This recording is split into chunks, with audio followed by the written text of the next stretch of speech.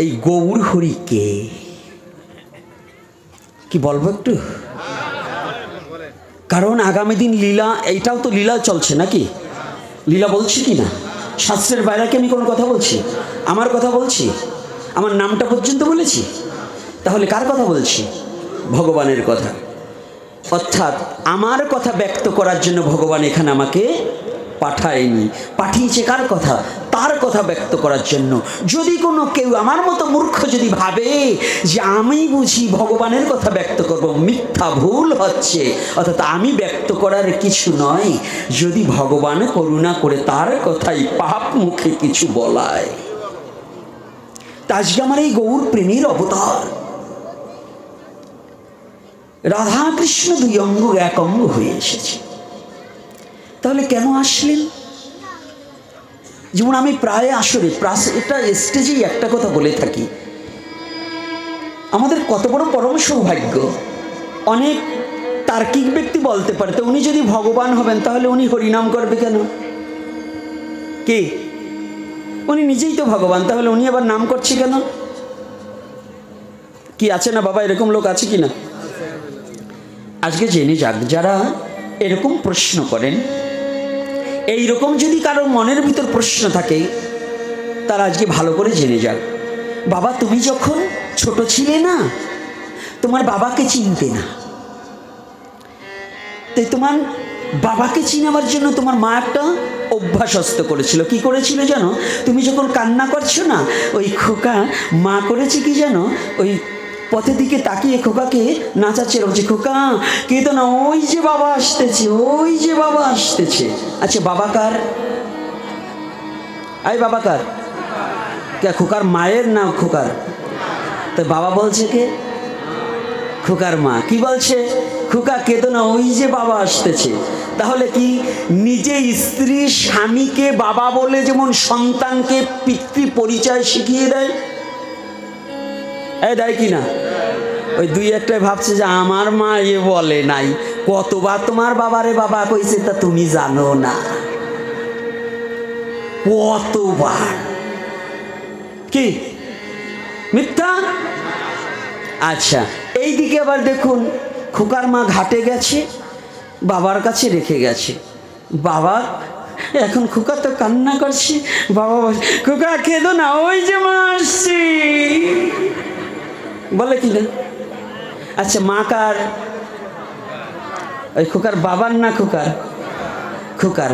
তাহলে খোকার বাবা যেমন মাকে পরিচয় করে দিচ্ছে, নিজে মা বলে ছেলেকে বলাচ্ছে ওই যে মা আসছে। আবার এইদিকে স্বামীকে বাবা বলে যেমন স্ত্রী পুত্রকে কন্যাকে পরিচয় করিয়ে দিচ্ছে ওই যে তোর বাবা, তদ্রূপ কলিহত জীবকে, কলিহত জীব হরি নামে কখনো জানতো না, তাই ভগবান নিজে হরি বলছে, হরি ধুলায় গড়াগড়ি যায়।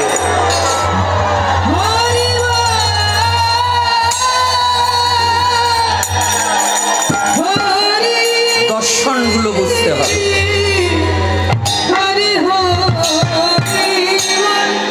দর্শনগুলো বুঝতে হবে যে গৌরকে, গৌরের এত দায় ঠেকেনি, গৌরের হরি বলতে হয় না, চিনির কখনো বলতে হয় না আমি কতটুকু মিষ্টি। যারা আস্বাদন করে তারা জানে ওটা কতটুকু মিষ্টি। ভগবান তো ভগবানই কেন নাম করছে? নাম করছে আমার জন্য, রাধে রাধে, আমার মতো গর্ধবটাকে মুক্তি দেওয়ার জন্য। ভগবান বলছে আর কতকাল অজ্ঞানতার অন্ধকারে ডুবে থাকবি ওরে কলিহত জীব, একবার মায়া পরিত্যাগ করে বদনে ভরে হরি বলব।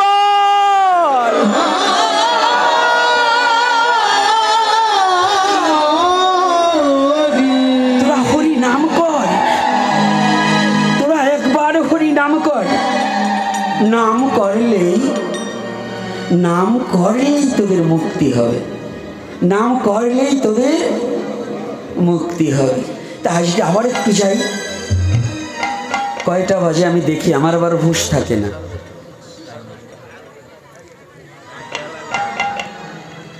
আরে 10:30 হরি কথা তো, হরি কোথায়? হরি কোথায়? হরি কথায়। হরি কোথায়? হরি কথায়। তো এই জন্য ওরা তো বসবে না, ওরা ওই বাজাইয়ে একটু বাজালি ওরা নয়ে যায়, এই জন্য খালি কম কম। আরে এইখানটা যা বলবো বাসায় নিয়ে এই জমকলেরা শুনি না আমার চাপিয়ে ধরে। দাদা মিউজিক কম দেশকে একটু শোন, আজকে একটু নিজেরা শোন, খালি পরের শোনাবার চেষ্টা করিস না, নিজেরাও একটু শোন। নিজে গেয়ে শুনিস রে তোর নিজের গাওয়া গান, তোর গান তোর মন মতো হলে জুড়াবে সকলার প্রাণ। নিজে গেয়ে শুনিস রে তোর নিজের গাওয়া গান। তো ওরা খালি বাজায়, মানে বাজে বাজে, ওরা খালি বাজে কিন্তু শোনে না। শুনতে হবে, খালি বাজলে কাজ হবে না, একটু শোন। আজকের কথাগুলো শোন, মহাপ্রভু কৃপা করে বলাচ্ছে শোন। এই নির্ধারণগুলোটা কি, কত বড় চমৎকার কথা। সেই মহাপ্রভু হচ্ছে সংকীর্তনের পিতা। শ্লোক পড়ো তো পণ্ডিত হয়ে গেছে, এগুলো পণ্ডিত কাব্যতীর্থ শেষ করে ভাবছে যে আমরা বুঝি সব জেনে গেছি। না, বইতে কখনো, বই পড়ে কখনো ভগবত প্রাপ্তি, ভগবত প্রেম অনুশীলন করা যায় না। সাধনা করলে, সঙ্গ করলে, সাধুর সঙ্গ করতে করতে যদি জীবনে কিছু ভ্রমিতে ভ্রমিতে কোনো ভাগ্যবান জীব গুরু কৃষ্ণ প্রসাদে পায় ভক্তি লতা বীজ।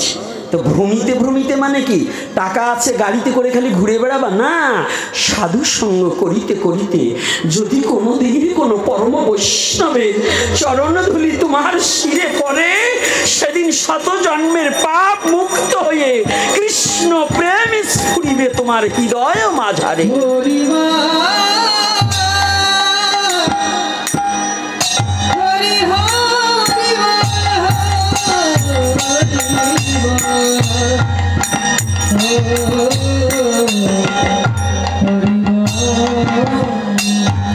তাহলে এখানে কত বড় সংকীর্তনের পিতা।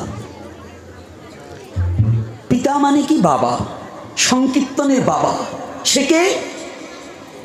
শ্রীমান মহাপ্রভু। মাকে বাবা যদি হয়, মার প্রয়োজন না ছিল। মা হচ্ছে কি জানেন? দয়াল নিতাই চাঁদ, প্রেমদাতা নিতাই। শুধু নামে কখনো মুক্তি হয় না যদি প্রেম না থাকে। শুধু নামে কোনোদিনই মুক্তি নেই। শুষ্ক জায়গায় যেমন বীজ গজায় না, যদি প্রেম না হয় তাহলে নামের ক্রিয়া শক্তি হয় না। কথাটা কি বুঝতে পেরেছি? রাধে রাধে। কথাটা কি বুঝতে পেরেছি? হ্যাঁ, আজকে এত কান্নাকাটি বন্ধ, এত কেঁদে লাভ কি? যদি কাঁদো, যদি কাঁদিতে হয় তুমি একবার গৌর বলে কাঁদো। যদি তোমার জীবনে কোনোদিন কাঁদিবার বাসনা জাগে, কাঁদো। কাঁদতে কোনো নিষেধ নেই। তবে কি জানো, শচী দেবী, বিষ্ণুপ্রিয়া দেবী,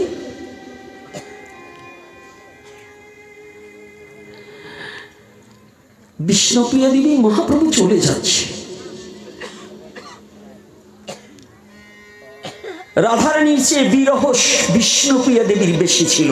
এজন্য বিষ্ণুপ্রিয়ার বিরহ কোনো লেখক লেখার মতো যোগ্যতা হয়নি, সাহস পায়নি।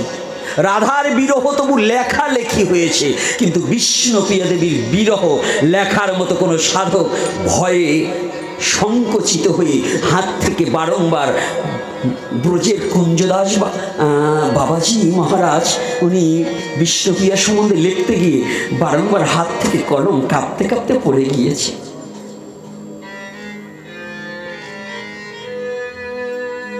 ওনাকে জিজ্ঞাসা করেছেন এক ভক্ত, বাবা আপনি লিখতে গিয়ে কলম পড়ে যাচ্ছে কেন?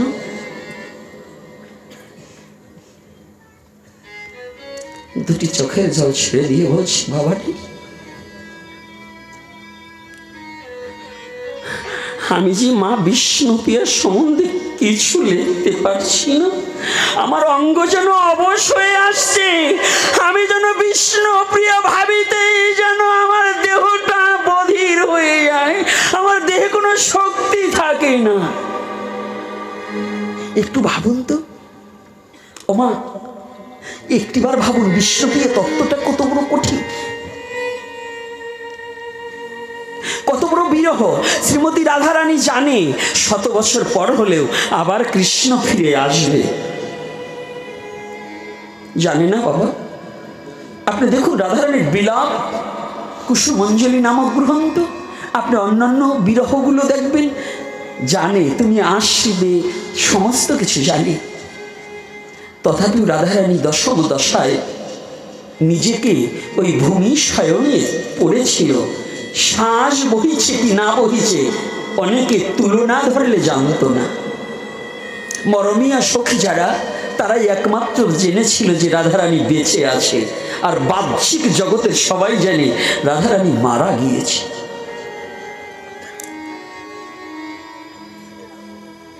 আর বিষ্ণুপ্রিয়া দেবী জানে কি? জানে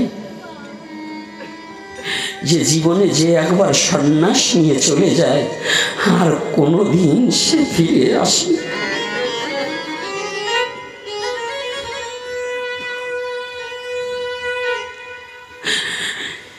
জানে যে আর কোনোদিন প্রভু ফিরে আসবে না, প্রভু চলে যাচ্ছে। বলছে দাঁড়াও প্রভু।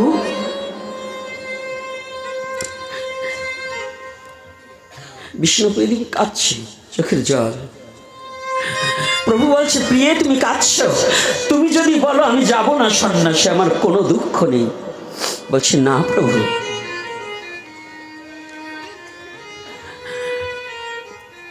এটা আমার দুঃখের জল না, এটা আমার আনন্দের জল। কারণ কি জানো? যে ব্যক্তিটার জন্য কোটি কোটি ভক্ত বাহিরে চোখের জল ফেলেছে, আমি সবচেয়ে ধন্য হতে ধন্যাতি ওই ব্যক্তিটা আর কারণ নয়, ওই ব্যক্তিটা যে আমার প্রাণের ধন গৌর হরি, যে আমার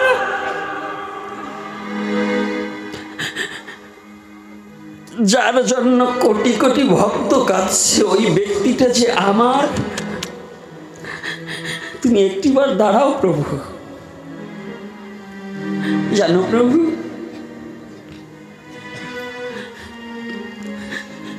সারা জীবনে আর কোনোদিন সবাই জানে বিষ্ণুপ্রিয়া আমার নাম, কিন্তু যেদিন হতে তোমার চরণ দর্শন করেছিলাম সেদিন হতে যে আমি যে গৌরাঙ্গ প্রিয় হয়ে গেছি, সেদিন হতে আমি বিষ্ণুপ্রিয়া নয়, আমি গৌরাঙ্গ প্রিয়।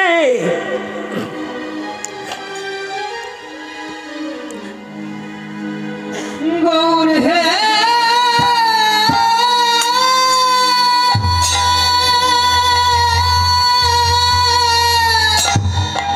জানো প্রভু, তুমি একটিবার আমার একটু অনুরোধ রাখবে? তুমি সন্ন্যাসে চলে যাও, আমার কোনো দুঃখ নেই।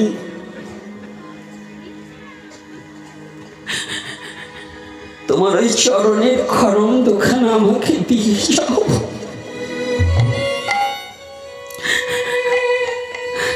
আমি তো তোমাকে পাবো না, কিন্তু তোমার ওই পাদুকা দুখানা বক্ষে জড়িয়ে ধরে আমি যেন জীবনটাকে কাটিয়ে দিতে পারি।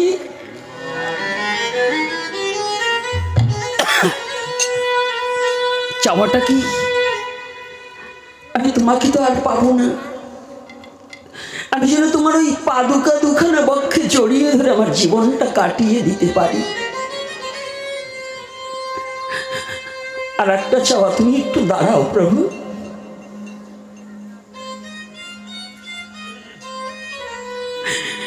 এই দাসী তো তোমার কাছে আর কোনোদিন কিছু চাইবে না, এই দাসী আর জীবনে কোনোদিন তোমার চরণ প্রান্তে দাঁড়াবে না।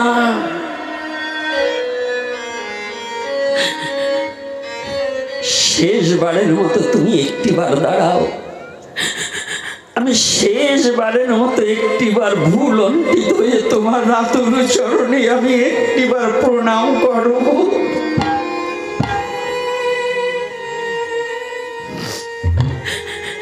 কেন জানো?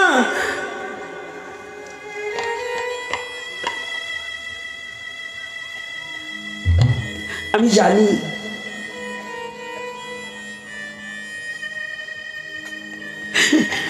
এই জগতে আমি যেমন ভাগ্যবতী, আবার আমার মতো কপাল পুরা বিশ্ব জগতে কেউ নেই। আমি এক হিসেবে ভাগ্যবতী, তোমার মতো পতিকে পেয়েছিলাম, আর এক হিসেবে কপাল পুরা কেন জানো? তোমার মতো গৌরহরিকে পেয়ে আমি ধরে রাখতে পারলাম না, আমার চিরজন্মের মতো হারাতে হলো।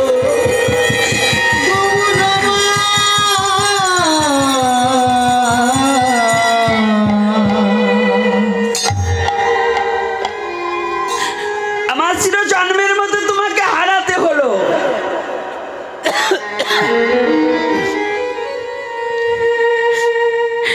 আর তো কোনোদিন আমি তোমার চরণে প্রার্থনা করতে পারবো না, তবে একটা প্রার্থনা, আমার এই প্রণামখানা তোমার চরণে রাখো। আর যেদিন এই বিশ্ব জগতে আমার মতো আর কেউ থাকবে না,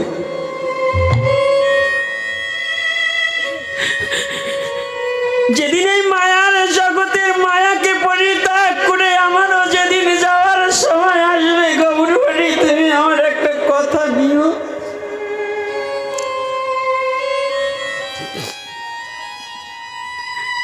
সেদিন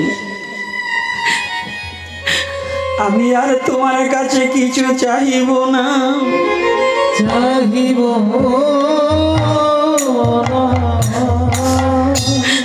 সেদিন ওই চরণ ছাড়াই আমায়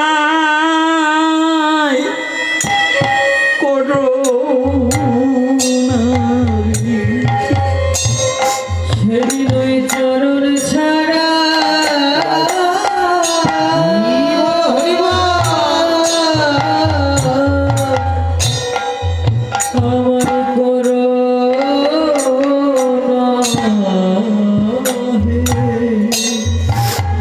সেদিন আমি ওই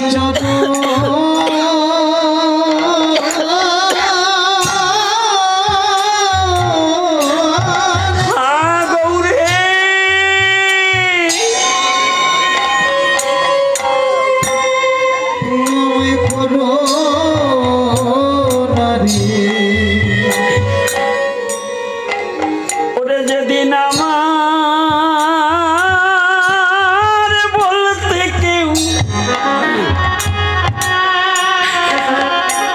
ওরে থাকবে না রে,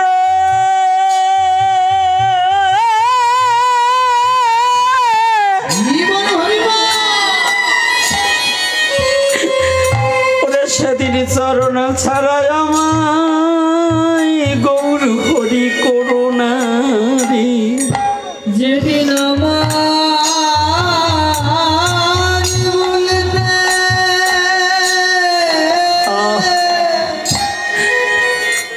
কেউ থাকবে না, কেউ থাকবে না রে,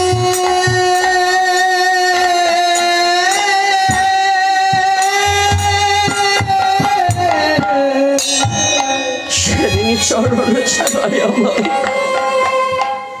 সেদিন তোমার ওই চরণ ছাড়া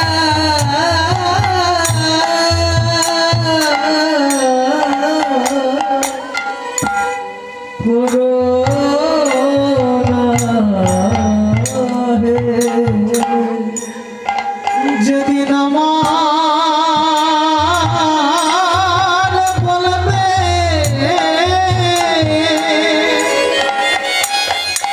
আর কেউ থাকবে না, কেউ থাকবে না রে,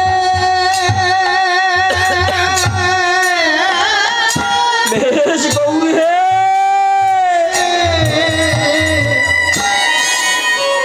আমার চরণ ছাড়া, গৌরময় চরণ ছাড়া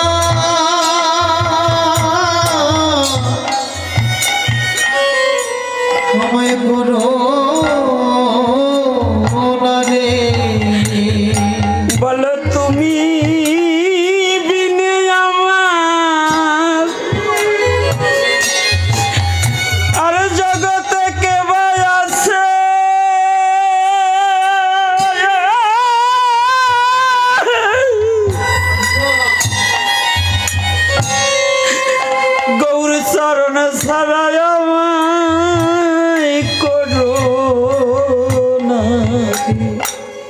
জগতে তুমি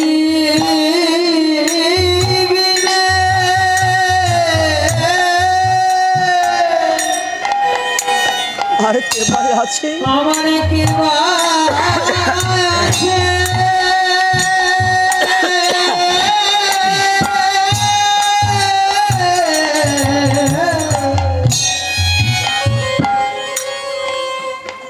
তোমার ওই চরণ ছাড়া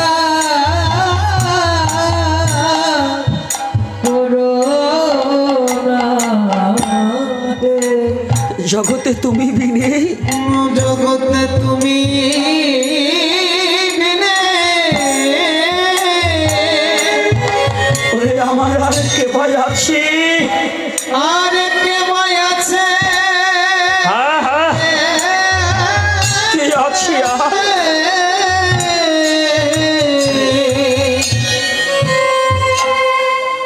ওই চরণ ছাড়া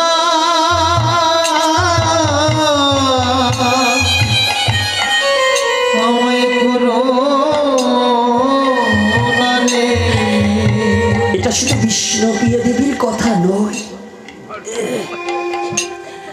প্রতিটা জগতে জীবের গৌরের চরণ ছাড়ার দাঁড়াবার আমাদের কোনো জায়গা নেই, আমাদের কোনো দাঁড়াবার স্থান নেই একমাত্র গৌরের চরণ ছাড়া।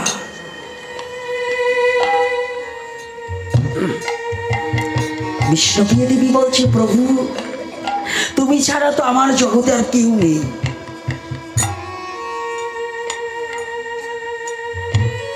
তবে একটা কথা বলবে, আমাকে তো কিছু বলে গেলে না।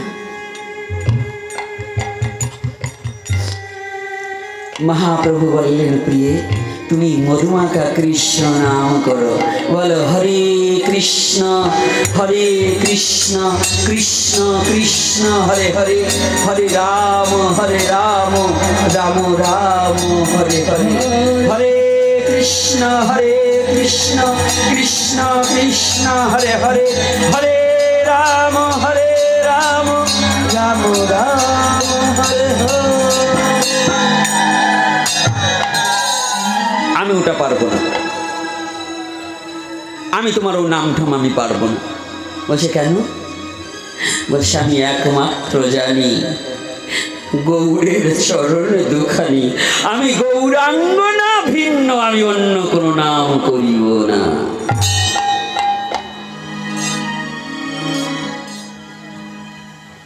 এই যে ভজ গৌরাঙ্গ কহ গৌরাঙ্গ, এটা কার কথা গো? হ্যাঁ, উনি বললেন কৃষ্ণ নাম করো, বিষ্ণুপ্রিয়া দেবী বললেন ভজ গৌরাঙ্গ কহ গৌরাঙ্গ, লহ গৌরাঙ্গের নাম রে। রাধে যে জন গৌরাঙ্গ ভজে সে হয় আমার প্রাণ রে, ভজ গৌরাঙ্গ কহ গৌরাঙ্গ,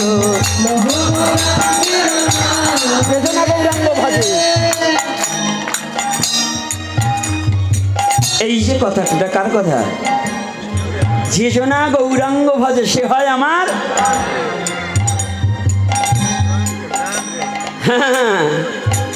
আরে বুঝতে হবে, তারপরে খুঁজতে হবে। খুঁজি না তাই বুঝি না, আর বুঝি না তাই খুঁজি না। খুঁজলে কিছু বুঝতাম, আর বুঝলে কিছু।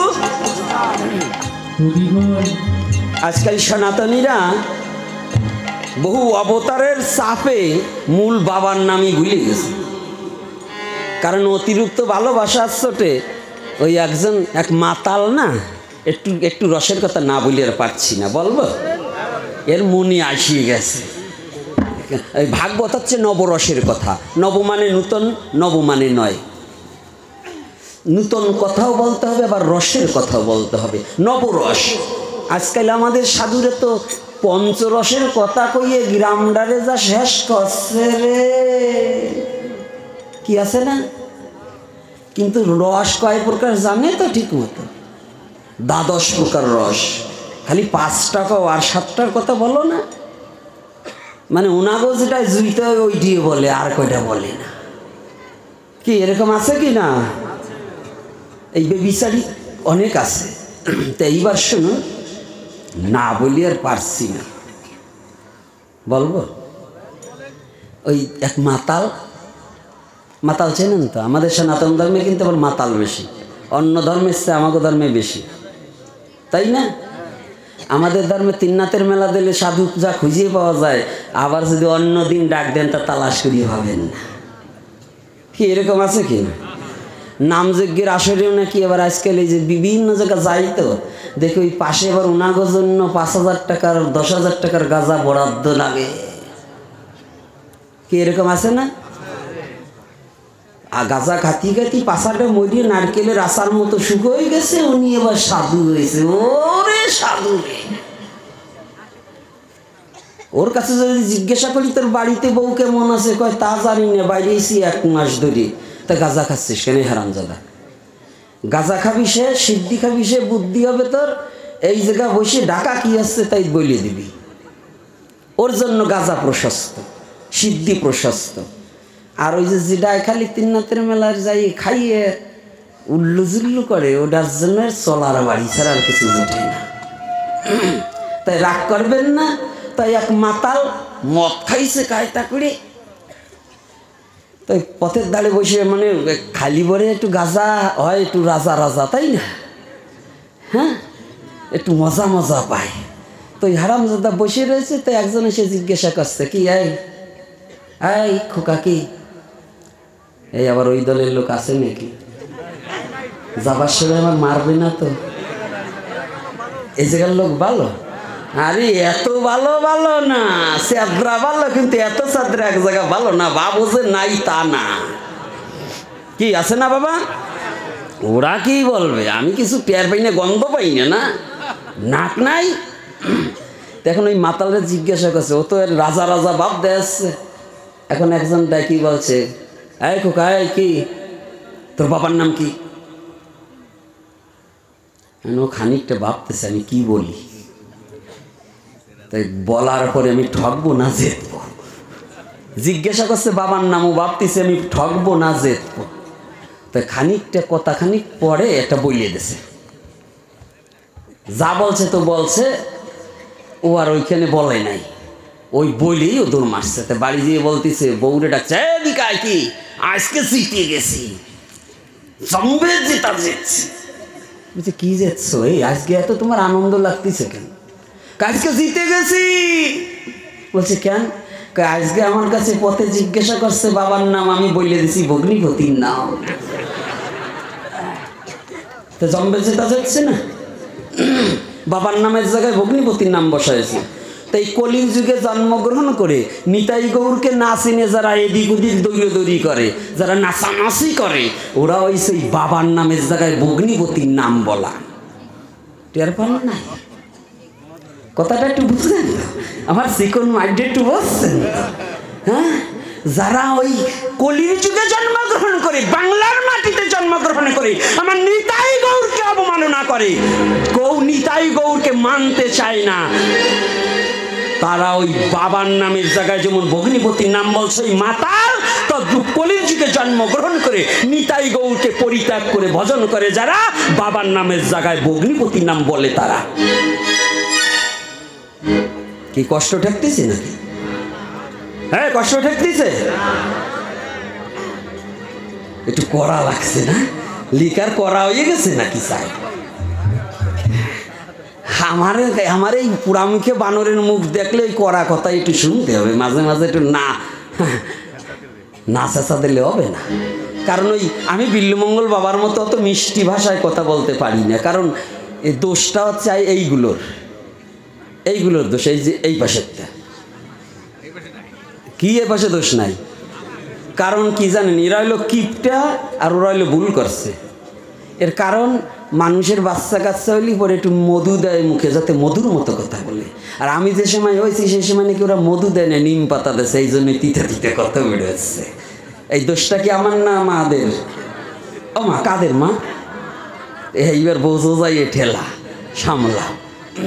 তো এইবার কথাটা কি আমার নিতাই গৌরকে বুঝেন তো, যে কথাটা আমি যেখানেই যদি রসের গল্প বলেও বলি আপনার একটু ব্রেনে রাখতে হবে যে কোথায় কথাটা বলছি। কি বাবা, এটা বুঝতে হবে না? বুঝার মতো সনাতন ধর্ম বুঝার মতো জ্ঞান থাকতে হবে। অজ্ঞানী কখনো সনাতন ধর্ম বুঝতে পারবে না, আর ফ্যান খাওয়া ব্রেনে কোনোদিন সনাতন ধর্ম বুঝার মতো যোগ্যতা রাখবে না। সনাতন ধর্ম বুঝতে হলে তার সাধনা করতে হবে, সাধুসঙ্গ করতে হবে, গ্রন্থের সঙ্গ করতে হবে এবং হরিভক্তি পরায়ণতা হতে হবে। এই তিন না হলে সনাতন ধর্ম কখনো বুঝা